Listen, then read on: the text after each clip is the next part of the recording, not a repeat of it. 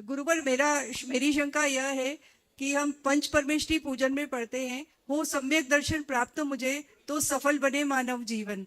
तो क्या हमें सम्यक दर्शन प्राप्त हो सकता है, और हो सकता है तो कैसे, और अगर नहीं तो क्या हमारा जीवन सफल नहीं? देखिए, सम्यक दर्शन तो हम सबको प्राप्त हो ही सकता है। भव्य जीवों को सम्यक दर्शन प्राप्त होता है, और हम लोग तो मनुष्य हैं, और मनुष्य ही ने जिन कुल में जन्म लेने वाले लोग, तो हमें सम्यक दर्शन की प्राप्ति की तो पूर्ण संभावना है।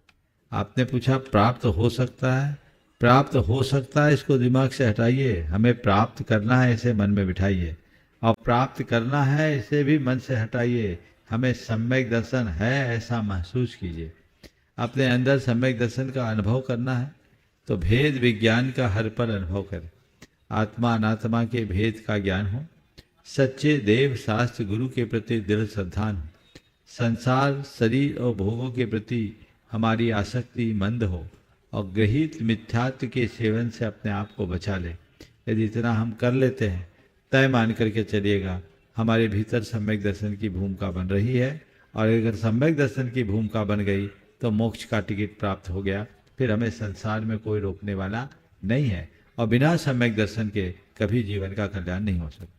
कल होने वाले पंच कल्याण में गर्भ संस्कार शिविर होने जा रहा है। मैं ये जानना चाहती हूँ कि जैन धर्म में गर्भ संस्कार का क्या महत्व है और क्या उद्देश्य है।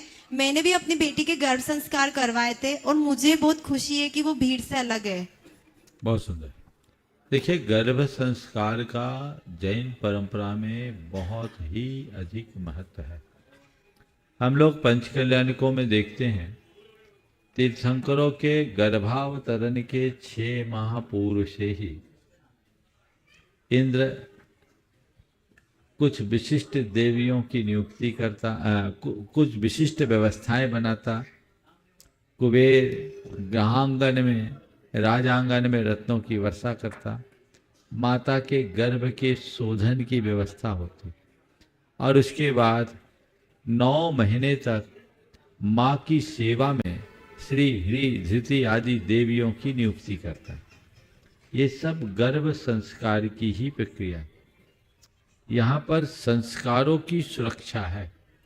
वो संस्कारों की सुरक्षा के लिए सारी शुद्धि की जाती है। इसका प्रभाव भावी जीव पर पड़ता है। इसी प्रकार हमारे आदि पुराण में गर्भान्वय, कर्त्रान्वय और दीक्षान्वय के रूप में क्रियाएं बताई। तो उसमें गर्भाधान के पूर्व से ही कुछ क्रियाएं। हमारे यहाँ ऐसा लिखा है कि संतान को जन्म नहीं देना, दिव्य आत्मा का आह्वान होना चाहिए। और आप अगर सही आगमिक प्रक्रिया से इस तरह के मार्ग को अपनाते हैं तो हर माँ एक सुसंतान को जन्म देने का सौभाग्य प्राप्त कर सकती है। विगत दिनों में ये परंपरागत संस्कार गौण हो गए, और लोगों ने इन सब चीज़ों को भुला दिया। परिणाम हम सबके सामने है। ये बहुत अच्छा सुयोग है कि अब लोगों में पुनः जागरूकता आ रही है, और उस जागरूकता के परिणाम स्वरूप गर्भ संस्कार जैसी प्रक्रिया को विभिन्न माध्यमों से लोग अलग अलग तरीके से संपादित कर रहे हैं।